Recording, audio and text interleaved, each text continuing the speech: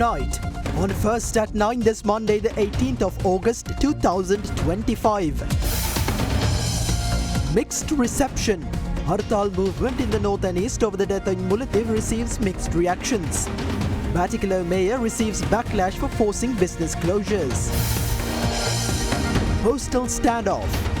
Postal workers to launch nationwide strike over 19 unresolved demands. Unions to commence a protest march tomorrow seeking a direct meeting with President Anura Dissanayake. Tourist boom. Sri Lanka attracts 1.5 million tourists, reaching the halfway mark of its ambitious target of securing 3 million arrivals for the year. Asian Paint Causeway Aquasafe මිලදීගෙන LED TV run voucher ඇතුළු තවත් හැකි රසක් දිනා ගන්න. From Derana, this is Derana First at 9. Live from Studio 24 in Colombo. Good evening, you're joining First at 9, brought to you by Sri Lanka's most trusted news source, Derana. I'm Tarindu Mahendra, joining you live with the latest in Sri Lanka and around the world. In your top story this evening, a Hartal movement was launched in the north and east today following the discovery of a dead body in Mullaitivu as well as several incidents in which army personnel allegedly assaulted a group of civilians. However, according to other Derana reporters, although some shops in the northern and eastern provinces were closed, overall activities in the area have continued peacefully without significant disruption. Meanwhile, a tense situation arose in Batticaloa after the mayor of the municipal council reportedly pressured local businesses to close, threatening to revoke their licenses. Following the discovery of a dead body in the Muttiyankatu reservoir in Mullaitivu, tensions rose across the country. According to police, the victim drowned while fleeing after allegedly entering the Army's Singha Regiment camp in Shivanagar, Mullaitivu without authorization. Police claim he jumped into the reservoir in an attempt to escape. In response to this incident and amid allegations that military personnel assaulted several individuals who entered the camp, a Hartal campaign was launched today across the northern and eastern provinces. Political parties including the Lanka Tamil Arasu Katchi, Ceylon Workers Congress and Sri Lanka Muslim Congress expressed support for the movement. This came despite the government at a special press briefing yesterday urging all parties not to politicize the incident. Certain political parties are attempting to distort the facts and provoke conflict in the northern and eastern provinces. The government has already intervened and a formal investigation is underway. I urge the people in the northern and eastern provinces to understand the facts clearly, avoiding falling into the false narratives being spread by minor political groups and continue with your peaceful lives and businesses. We didn't pursue the people who are out of the camp and we are identified them also. Then the murder has also occurred. No, there were no murder. There were no murder cases. We are denied that.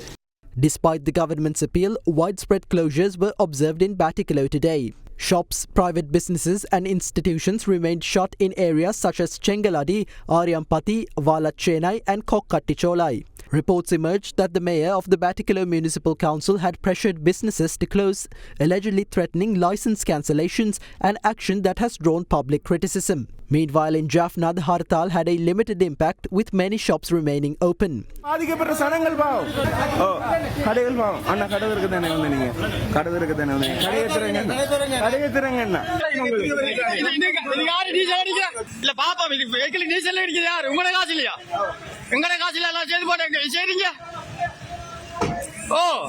In Trincomalee, around 20% of businesses took part in the protest, while others continued operations as usual.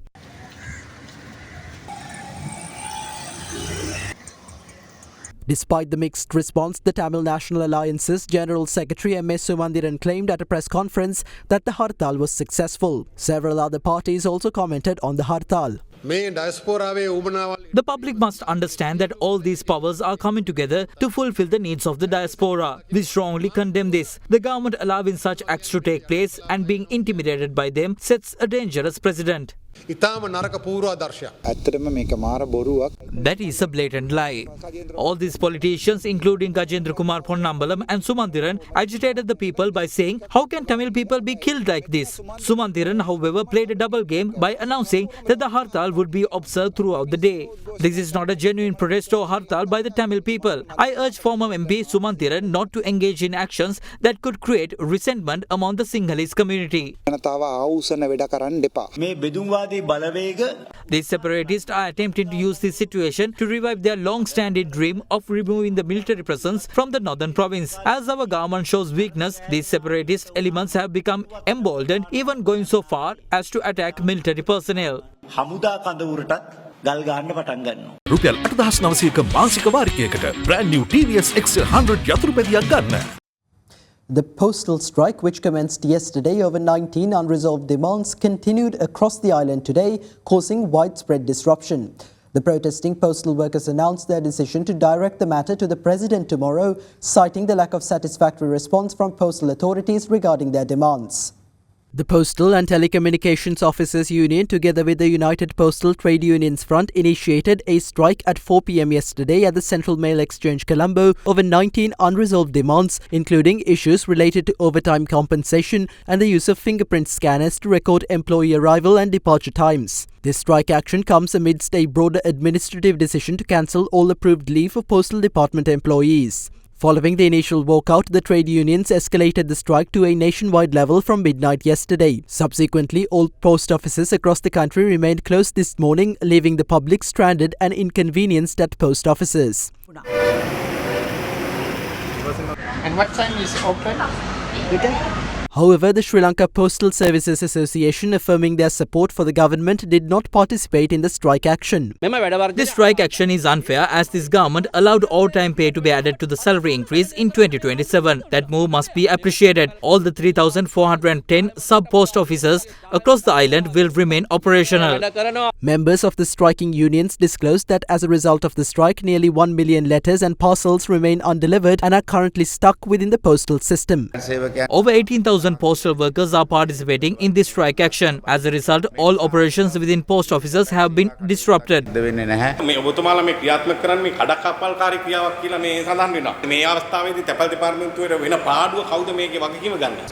The executives of the postal services and political authorities must bear the responsibility. In response to the unfolding situation, Postmaster General Ruwan Satkumara made a visit to the Central Mail Exchange earlier this morning to engage in discussions with union representatives participating in the strike. හැමතිස්සෙම මේ විකල්පයට යන්න එපා. ඔයාලා දන්නවා තැපැල් දෙපාර්තමේන්තුවේ අලාභය කොච්චරද කියලා. බිලියන 6 7 8 තිබුණ එක ඔයාලයි මාන්සියෙන් අපි 2024 බිලියන 3කට 4කට අඩු කරා. දැන් අපිට අභියෝගයක් තියෙනවා මේ වැටුප් වැඩි කිරීම, අතිකාල වැඩි වීම එක මේක ඉතා ඉහළට යනවා. එතකොට අපි උත්සාහ කරන්න ඕනේ වැඩියෙන් වැඩ කරලා මේ දෙපාර්තමේන්තුව ගෞරවයේ තැනකට ගේන්න. අද මේ වැඩේ ඉවර කරලා එන්න සාකච්ඡා කරලා මේ වැඩේ Following these discussions, he addressed the media to provide insights into the ongoing negotiations and the department's stance. 17 of the postal workers' 19 demands have been fulfilled. At the moment, there are issues concerning overtime compensation and the use of fingerprint scanners. The expenses of the department are much higher than its revenue. Thereby, it is our duty to manage these expenses. It is not productive to continue discussions while strike actions are ongoing. We urge the workers to call off the strike and engage in constructive discussions with us. Adding to the momentum, the Postal and Telecommunication Officers Union announced this afternoon that they will stage a protest march tomorrow morning, seeking a direct meeting with President Anura Dissanayake to voice their demands and present their grievances at the highest level. We have decided to report this matter to the President. We will initiate a protest march at 10 a.m. tomorrow to meet the President. The strike action will not come to an end without discussing our concerns. The Young South Asian Leaders Initiative US-funded program was launched today in Colombo with the aim of empowering the youth across South Asia through regional collaboration. US Ambassador Julie Chung highlighted the program as a platform for young leaders to unite their ideas, talents and aspirations to shape the region's future. The inaugural workshop of the Young South Asian Leaders Initiative, a US government-funded program aimed at empowering youth leaders, promoting peace and bolstering economic growth across South Asia, was held in Colombo today. The event saw the participation of US Ambassador to Sri Lanka Julie Chung and Minister of Youth Affairs and Sports Sunil Kumaragamage. The three-day workshop brought together over 80 youth leaders from Bangladesh, Bhutan, India, Maldives, Nepal, Pakistan and Sri Lanka to address shared challenges and opportunities. We've seen your leadership in the way that you mobilize communities, spark innovation, tackle complex problems with energy and with vision and with passion. Each of you has already already demonstrated leadership through your participation in U.S. government exchange program. You've taken the initiative to create change, often in very difficult circumstances. And now, by coming together, you are combining your ideas, your talents, your dreams to shape the future of your region. Our goal is to work with you to help turn your ideas into action. We want you to be supported through all these efforts. And we want to share with you the ideas and approaches that have fueled American innovation, entrepreneurship, and excellence.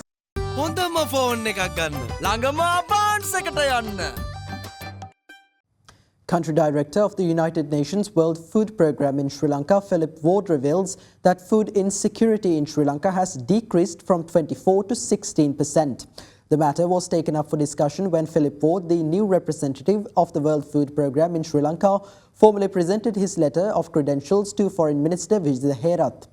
During the discussion, the minister outlined Sri Lanka's key priorities in the national development agenda, with particular emphasis on poverty alleviation, ensuring food security and strengthening social protection mechanisms for vulnerable communities.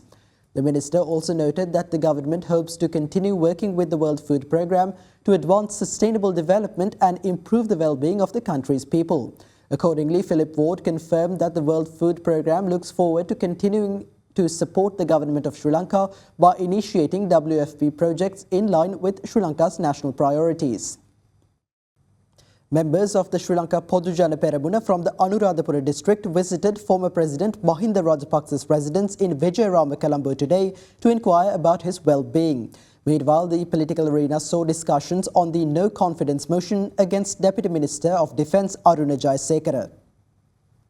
A group of Sri Lanka Podujana Peramuna members, including electorate organisers and local government representatives from the Anuradhapura district, visited former President Mahinda Rajapaksa at his residence in Vijayarama Mawatha, Colombo today and inquired about his well-being.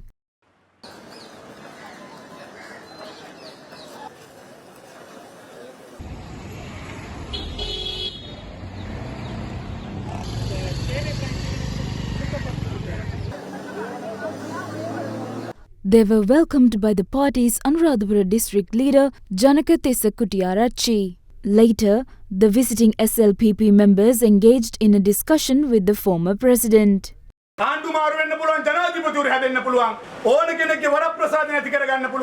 Governments may change and new presidents may be elected. Anyone's entitlements can be revoked. However, all of us came here to say one thing to you. The government may revoke your entitlements because of their pettiness, but if any harms befalls you, the families of Anuradhapura will be there for you. Afterwards, Buddhist clergy invoked blessings on former President Mahinda Rajapaksa. In the meantime, the no-confidence motion against Deputy Minister of Defence Aruna Jayasekara was discussed in the political arena today. Aruna Jayasekara නියෝජ්‍ය ආරක්ෂක අමාත්‍යතුමාට එරෙහිව The current government is facing a difficult situation due to the no-confidence motion against Deputy Minister of Defence Aruna Jayasekara. Since they wanted to save their dignity and appease the church, they attempted to present hollow arguments to avoid debate in this no-confidence motion. විවාදයට ගැනීම මගහැරීමටයි. We must not waste time on statements made by blabberers. We know who they really are. Uday Gammanpille is Pilyan's attorney. Pilyan's pedigree is being revealed before the country. We will get to know of Gammanpille's pedigree next. This government, which promised to provide justice to the Catholic community for the devastating Easter Sunday attack, has appointed as the Deputy Minister of Defence Aruna Jayasekara, who was the Army's Eastern Commanding Officer during the time of the attack. This is their renaissance. When it comes to no-confidence motions, one must first think about how much power they hold and their position in Parliament. They want to change the subject and send this matter in circles to sort out. They are trying to play a dirty game by attacking someone who has never before faced any accusation just because he is one of our deputy ministers. This is a joke. Nothing will happen. ඒ වගේම ඉතින් මේක විහිළුවක් මොකක්වත් වෙන්නේ නැහැ. මෙතන ලබැදියාවන් අතර ගැටුමක් තියෙනවා කියන විපක්ෂ තර්කයක් තියෙනවා. The opposition claims there is a conflict between loyalties, and I believe that's true. If the government possesses a good political culture, it should demonstrate that through how it responds to such a situation and set an example. When someone is implicated in the Easter Sunday attacks, is entrusted with significant political power in the context of ongoing investigations into the attacks, the government must demonstrate how it handles such a serious matter. The opposition is attempting to address this through a no-confidence motion, but such issues cannot be revealed in that way. Whether or not the no-confidence motion is legal isn't the most important question here. Whether the motion is taken up for debate or not, the government has a responsibility. When there is a conflict between loyalties, the government must clearly explain its position to the people, especially to those who were directly affected by the Easter Sunday attacks. පාස්කු ප්‍රහාරයේ වින්දිතයන් සම්බන්ධයෙන් තමන් ගන්න ස්ථාවරය මොකක්ද කියලා හරියට පැහැදිලි කරනවා.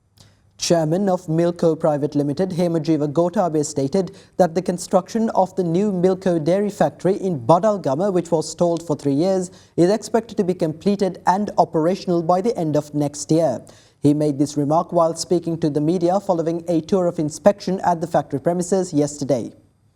Construction of the new Milko factory in Badalgama began in 2015 during the good governance regime. However, progress came to a halt in 2022 and the building has remained incomplete for over 3 years. Over 95% of the construction has been completed and similarly over 95% of the factory's equipment has been brought to the premises. However, the factory, built on 35 acres of land at a cost of 18 billion rupees to the public, remains non-operational. Against this backdrop, Milko chairman Hemajiva Gotabe engaged in a tour of inspection at the factory premises.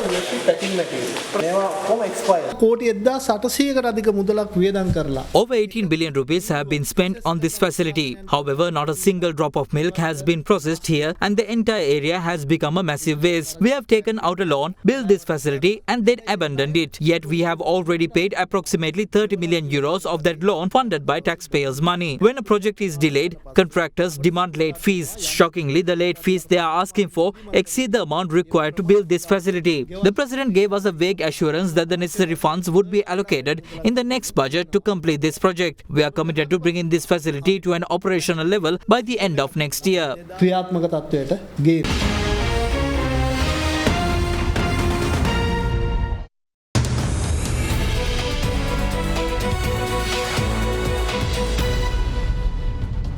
Welcome back. Sri Lanka has attracted 1.5 million tourists as of today, reaching the halfway mark of its target of securing 3 million tourist arrivals for the year. This figure includes 129,226 tourist arrivals recorded between the 1st and 17th of August. According to data from the Sri Lanka Tourism Development Authority, the highest number of tourist arrivals for the month of August so far was recorded on the 4th with 8,441. India continues to be Sri Lanka's top source market with 28,380 Indian tourists visiting the country so far in August, while the United Kingdom trails in second with 14,071 British tourist arrivals. A significant number of tourist arrivals were also recorded from Italy, China, France, Germany and Spain. Airport and Aviation Services Sri Lanka Private Limited recorded a remarkable 78% increase in operational profit during the first 6 months of 2025 compared to the same period in the previous year.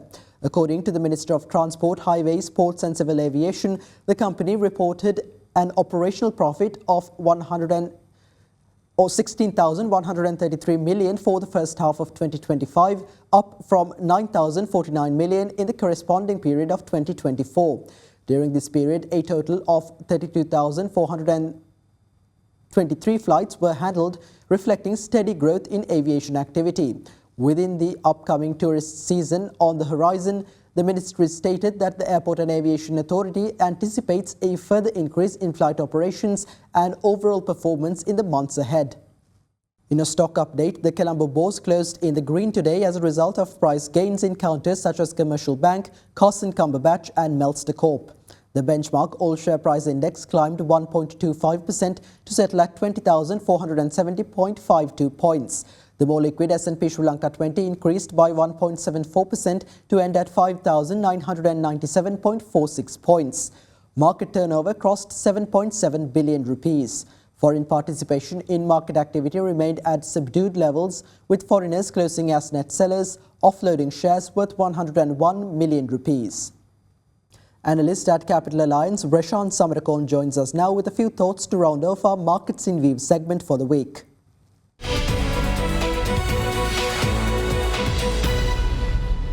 The domestic stock market rose throughout the previous week. The S&P SL20 rose 1.2% from 5,825 to 5,895, while the ASPI rose 1.48% from 19,923 to 20,218. In addition to the index performance, market turnover increased by 203.19% to 9.54 billion rupees. The market outlook is likely to sustain since the earnings season has been strong. Furthermore, the government raised 103.5 billion rupees last week through treasury bill auctions, where yields for 3 and 6 month bills fell by 1 basis point and 12-month bills remained unchanged.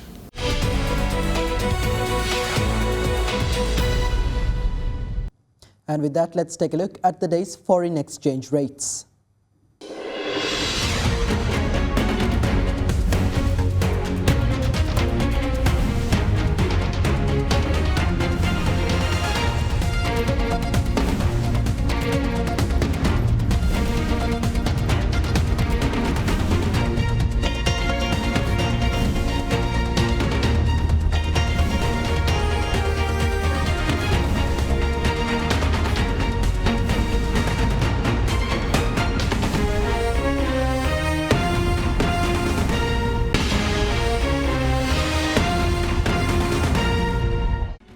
That's all for tonight from First at 9. For the latest developments around the clock, stay in touch with Ada Derana, the Sri Lankan news brand of international excellence. Thank you for joining. Have a great night.